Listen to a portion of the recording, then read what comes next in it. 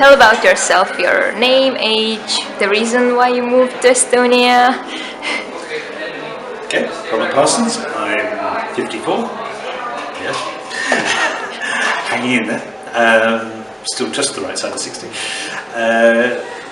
I came to Estonia almost 9 years ago. Relationship breakup, felt the need to start again somewhere far away, and I had lots of friends here through a club called Round Table, and they were instrumental in getting me started. They did the basics. They taught me about Advocate and how to create the business here, which wasn't as digital as it is now. So you had business back in England as well? Yeah, I brought the business with me. I write software for transport companies, but specialising in pharmaceutical transport. That's drug trials and life-saving medicines. What you did before becoming an entrepreneur? I had 5 years in government, local government, in finance, which was a very good background. And then I got terribly frustrated with the speed of change, which was slow, very slow. Our local government was just about as efficient as the Soviet system. I fell into a sales job for 6 months. It was the worst job I've ever had, the worst job anyone could ever have, and the most useful 6 months of my life.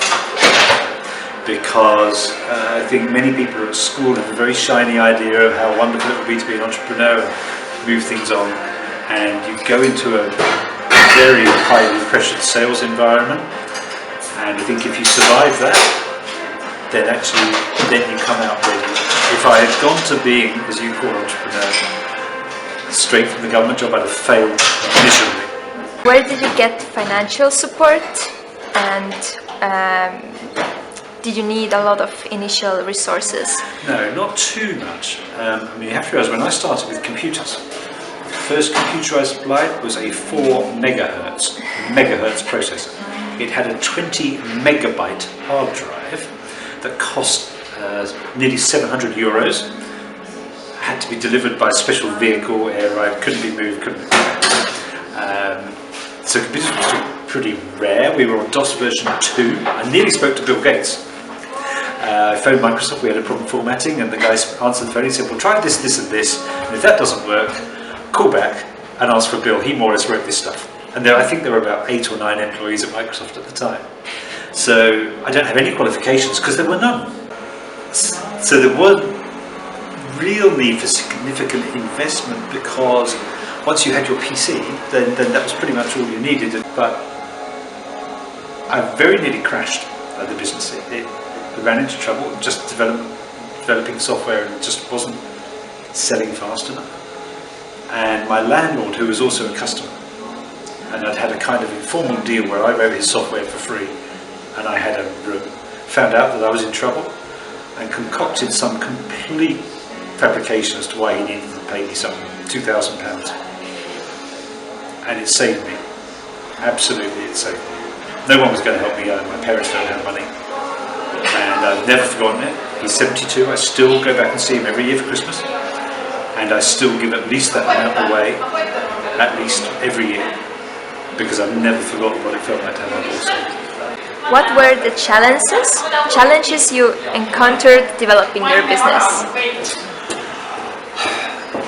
I think the hardest thing, in my business anyway, is deciding whether you want to grow or not. Whether you're basically content where you are, which I think I am now. I've had staff, quite a few at different times, for different amounts of time. And when you just want to stop chasing, do you believe you must make more money every year? Is that actually important to you? I've frankly missed one family growing up, because work always came first. How do you feel about your work? What are you the proudest of? I think I'm proudest that my biggest client, and I think the next 3 or 4 as well can all say this, have never ever gone home without a working system. We've never had a down day, ever. We've had some challenging ones. We've had burglaries, before there was cloud backups and the rest of it. I used to write distribution systems for a multinational makeup company, Avon, and that was challenging at times. But we have always kept our customers running, and that's taken some sacrifice. But I consider most of my clients to be friends. Where do you see yourself in the next 3 years? Heading towards retirement.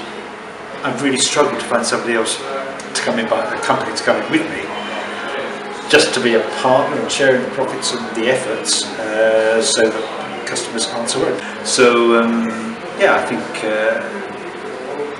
from a commercial point, I've done my stuff. So now I work for Estonia, and now I live on Muhu now, and my interests are solely in how I can help Muhu reverse the trend of children leaving the villages.